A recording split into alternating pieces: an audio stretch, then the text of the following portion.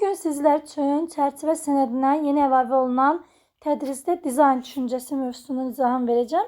Mövzunun izahına keçmədən öncə nəzərinizə çatdırım ki, mövzuları daha sadə izahlarla öyrənmək üçün qəbul tipli testlər, sınaqlar işləyib, MİQ və sertifikasiya müsabiqəsinə mükəmməl səviyyədə hazırlaşmaq istəyirsinizsə, ödənişli dərslərimizə qoşula bilərsiniz. İndi keçək mövzunun izahına. Mövzumuz tədrisdə dizayn düşüncəsi adlanır.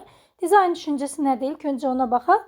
Dizayn düşüncəsi problemlərin həllinə şagird mərkəzli yanaşılır. Burada şagird yaradıcı təfəkküründən istifadə edir, analizlər aparır, təhlillər edir.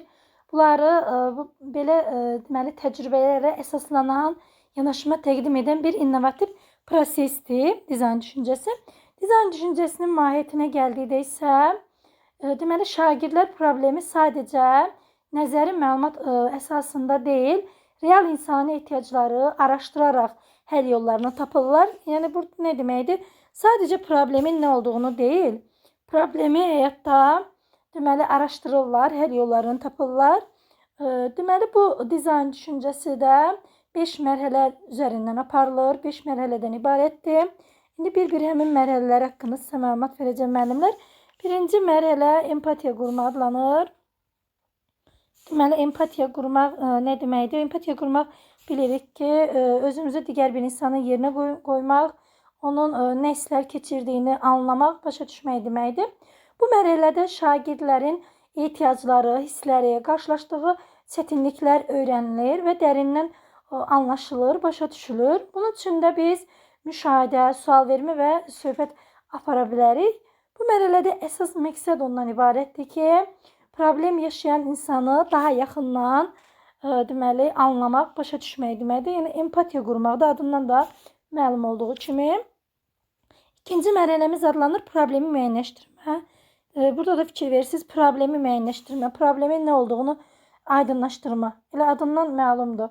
Burada da empatiya mərhələsində toplanan məlumatlar təhlil olunur. Problem aydın və konkret formada təqdim olunur. Burada problemi ümumi yox, dəqiq şəkildə göstərmək lazımdır.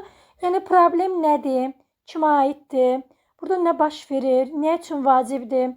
Yəni, dəqiq şəkildə göstərilməlidir.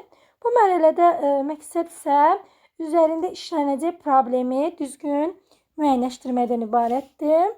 Üçüncü mərhələ adlanır ideya yaratma. Bu nə deməkdir? Deməli, bu mərhələdə yaradıcılıq prosesin mərkəzində durur. Artıq yaratmaq varsa yaradıcılıqdan söhbət gedir. Şagirdlər burada müxtəlif və yaradıcı həll yolları düşünürlər. Sərbəst şəkildə öz fikirlərini irəli sürürlər. Həmçinin müəllim burada beyin əmləsi üsulundan da istifadə edə bilər ki, hər bir şagirdin fikirlərini deməli həll yolu kimi qəbul edə bilər, mühakimə etmədən qəbul edə bilər.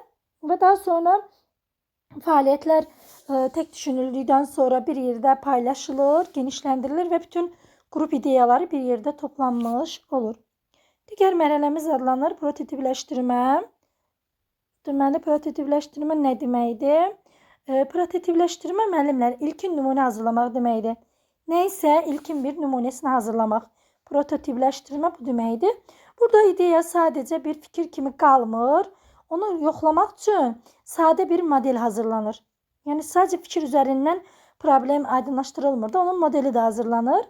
Burada məntiqi olaraq yadda saxlayın ki, hər hansı ideyanın yaxşı olub olmadığını yalnız düşünülmür. Burada artıq tətbiq edib, görməklə, anlamaqla onu yerinə yetirmək mümkündür.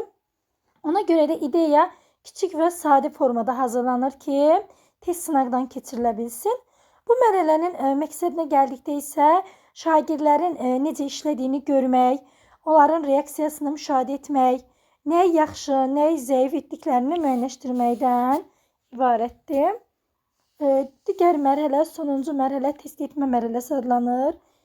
Burada isə ideyalar praktikada yoxlanılır və baxılır ki, şagirdlər necə başa düşür, necə istifadə edir. Burada şagirdlər müşahidə olunur, suallar verilir, onların fikirləri öyrənilir.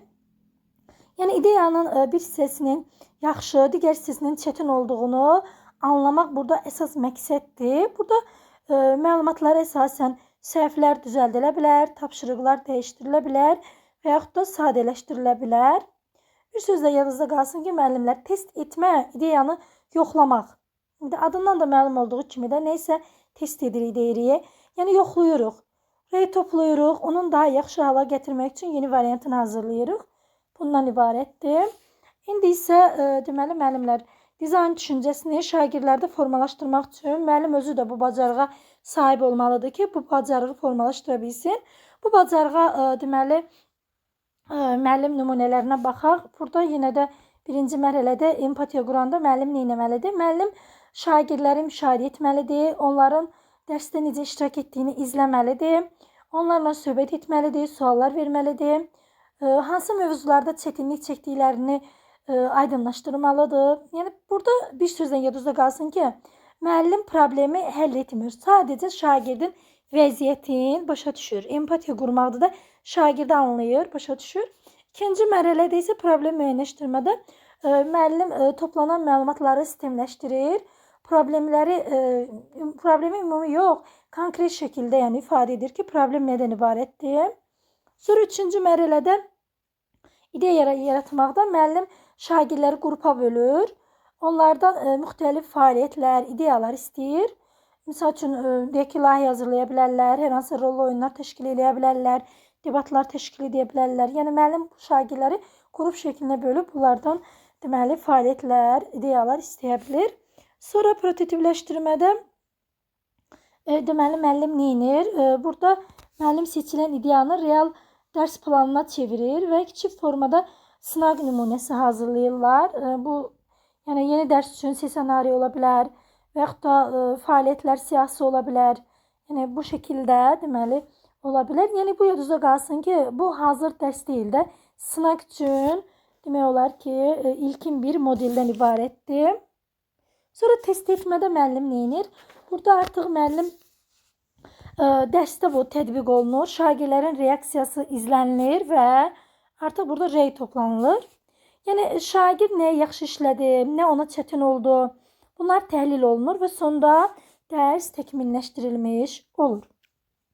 Ümumiyyətlə müəllimlər, bu nəzəriyyə haqqında yadınızda qalsın ki, müəllim şagirdləri empatiya mərhələsində nədir? Başa düşdü, anladı. Sonra problem müəyyənləşdirmədə nədir? Problemin nə olduğunu konkret şəkildə, dəqiq şəkildə müəyyənləşdirdi. Daha sonra ideyalar, sınaqlar, testlər, deməli düzəlişlərlə dərsi yaxşılaşdırmağa deməli kömək edən bir nəzəriyyədir. Yəni burada məqsəd nədir? Dərsi tam şəkildə şagirdə verməmək, addım-addım öyrətmək, inkişaf etdirməkdən ibarətdir. Bu qədər müəllimlər. Ümid edirəm ki, mövzu sizin üçün faydalı oldu.